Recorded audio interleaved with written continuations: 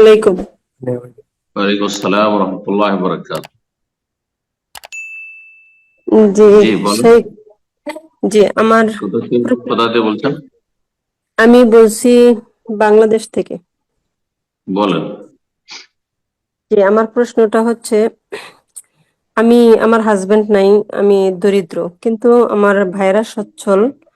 তো এক্ষেত্রে আমার যদি কোনো গোপন টাকা থাকে বা ডিপিএস থাকে, ওগুলো আমি গোপন রেখে আমার কোনো অসুস্থতার জন্য বা আমার কোনো ছেলের পড়াশোনা খরচের জন্য আমি ভাইরা সচ্ছল, ভাইদের কাছ থেকে আমি টাকা নিতে পারবো কিনা, কিন্তু আমার যে গোপনে কিছু টাকা আছে এটা ভাইয়েরা জানে না।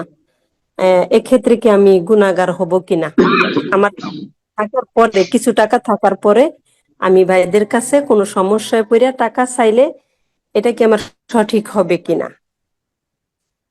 বিসমিল্লাহির রহমানির রহিম, আলহামদুলিল্লাহ ওয়াসসালাতু ওয়াসসালামু আলা রাসূলিল্লাহ ওয়া আলা আলিহি ওয়া সাহবিহি আজমাইন ওয়া বাদ। প্রশ্ন করেছেন যে আমার কিছু টাকা হয়তো আছে আমার কাছে, হ্যাঁ, শুধু আমি জানি গোপনে, আর আমার ভাইরা রয়েছে, আমি স্বামী নেই। তো আমি কি ছেলে মেয়েদের খরচ খরচা হিসাবে বা আমার প্রয়োজনে ভাইদের কাছ থেকে, তারা সচ্ছল, আমি কিছু টাকা পয়সা নিতে পারবো? নিতে পারবেন, তবে মিথ্যা কথা বলবেন না যে আমার কাছে কিছুই নেই। হ্যাঁ, ইতিবাচক বলবেন যে আমার কিছু প্রয়োজন রয়েছে।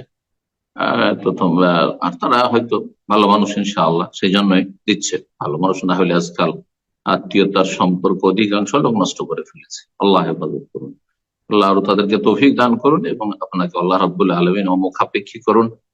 আর ভাইদের দায়িত্ব রয়েছে, বোন যদি তালাক প্রাপ্ত হয়, বিধবা হয়, তাহলে তার ভরণ পোষণ দায়িত্ব রয়েছে।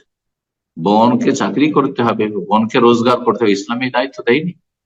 এটা কিন্তু ফরজ আপনার ভাইদের জন্য। জি, যদি আপনার ব্যক্তি মালিকানায় এতটা সম্পদ না থাকে যেটা দিয়ে আপনি আপনার সংসার চালিয়ে নিতে পারবেন, তাহলে তো তাদের জন্য জরুরি হয়েছে। আর যদি সংসার চালাবার মতো থাকে, তারপরেও তারা আপনাকে দান সাদকা করবে, আপনাকে দেবে, কারণ আপনি এখানে দুর্বল, অসহায় তাদের তুলনায়। তো আল্লাহ রাব্বুল যেন তাদেরকে তৌফিক দান করেন। মিথ্যা কথা না বললে আপনি সত্য কথার মাধ্যমে তাদের কাছ থেকে নিতে পারেন, যদিও আপনার কাছে কিছু টাকা পয়সা হয়তো আছে। জরুরি নয় যে আপনার টাকা পয়সা সব খালি করে দিতে হবে আর তারপরে ভাইদেরকে বলতে হবে, না, মোটেই না। জি, আল্লাহ তাআলা আলাম।